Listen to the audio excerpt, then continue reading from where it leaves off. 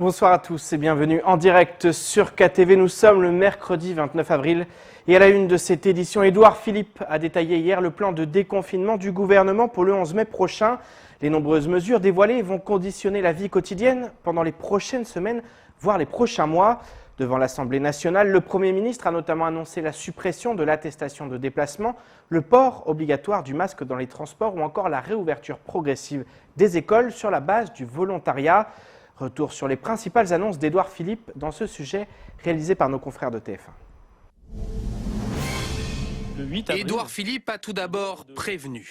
Je le dis aux Français, si les indicateurs ne sont pas au rendez-vous, nous ne déconfinerons pas le 11 mai ou nous le ferons plus strictement. Le gouvernement se donne jusqu'au 7 mai pour valider le déconfinement et il sera différencié selon l'endroit où vous habitez.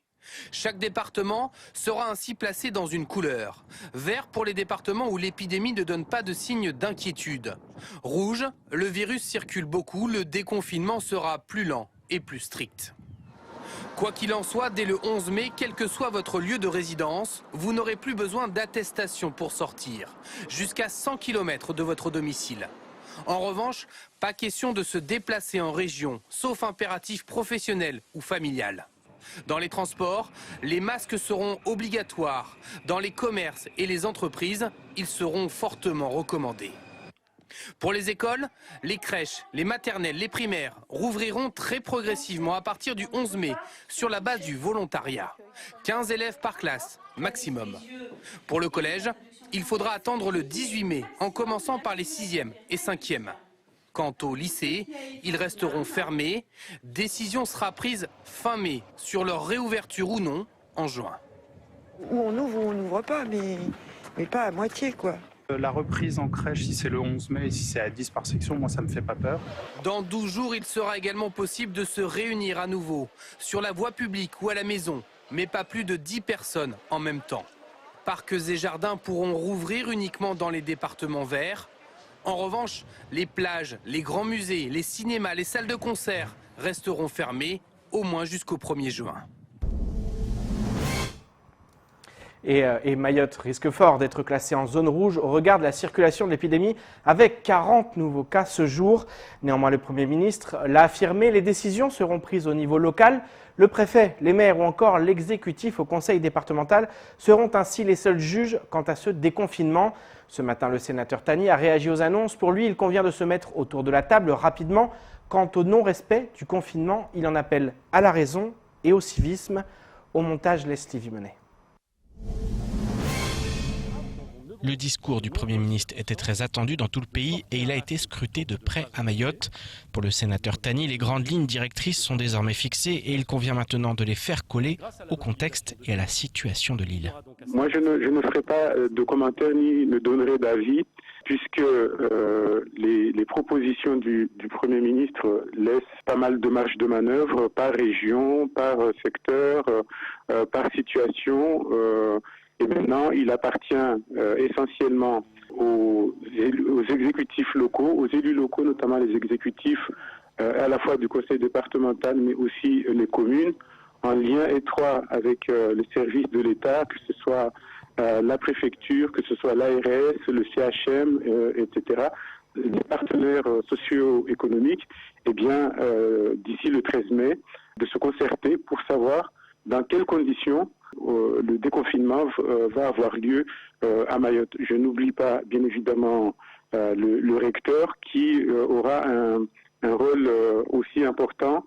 Les décisions qui seront prises sont rendues chaque jour un peu plus complexes en raison notamment du non-respect du confinement. Puisque vous avez évoqué le non-respect relatif des règles de déconfinement jusqu'ici à certains endroits à Mayotte, moi j'en profite pour solennellement appeler à la vigilance, à l'attention de tout un chacun.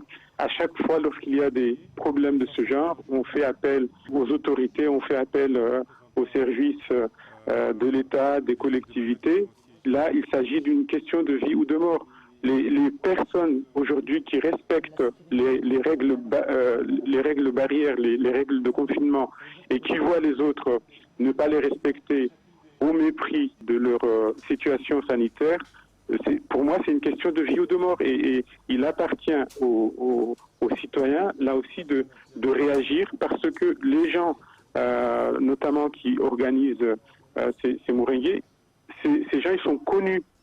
Le sénateur s'est également montré très critique envers le gouvernement de l'Union des Comores qui, de par ses agissements, met à mal l'accord cadre signé avec la France. Lorsqu'on préparait la première réunion entre les Français et les Comoriens pour savoir où on en était avec cet accord cadre, j'ai dit que sans respect de cet accord cadre, il n'y a pas de raison pour que du côté français, on respecte notre part d'engagement. Mais c'est d'autant plus vrai dans la situation actuelle où, encore une fois, c'est une question de vie ou de mort. Une question de vie ou de mort, l'enjeu est celui-là, mais ne semble pas avoir été mesuré par tout le monde. Et je vous propose maintenant de faire le tour du reste de l'actualité locale avec notamment les syndicats de l'éducation qui s'insurgent contre la réouverture des écoles à Mayotte ou encore la prolongation automatique des droits des assurés sociaux. Au montage, Leslie Vumenet. La FSU Mayotte constate que le conseil scientifique propose de maintenir les crèches, les écoles, les collèges, les lycées et les universités fermées jusqu'au mois de septembre. La fédération ajoute, je cite, le Premier ministre a annoncé un déconfinement échelonné par degré, le primaire étant bien prévu pour le 11, puis les collèges s'ils sont classés en zone verte le 18 mai et les collèges en zone rouge ainsi que les lycées début juin. Là encore, pourquoi cette distinction alors que tout autant que nous serons menacés par la deuxième vague de l'épidémie? La FSU demande que Mayotte soit classée en zone rouge compte tenu de l'extension de l'épidémie que nous connaissons et que le primaire comme le secondaire soit maintenu en confinement. Si le ministre de l'Éducation nationale et son représentant local maintenaient la volonté de reprendre dans des conditions qui ne pourront assurer la protection de toute la communauté éducative, la FSU Mayotte prendrait alors ses responsabilités en utilisant tous les moyens à sa disposition, y compris le droit de retrait. La CGT Éducation Mayotte partage le constat de la FSU. Selon le syndicat, les annonces du Premier ministre sont de nouveau en décalage avec celles faites la semaine précédente par le ministre Blanquer.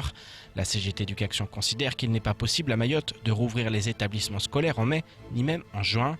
Elle ajoute, je cite, « Dans le contexte actuel, il est indispensable de hausser les moyens au niveau des besoins sanitaires afin de permettre une reprise en toute sécurité pour les personnels, les élèves et leurs familles.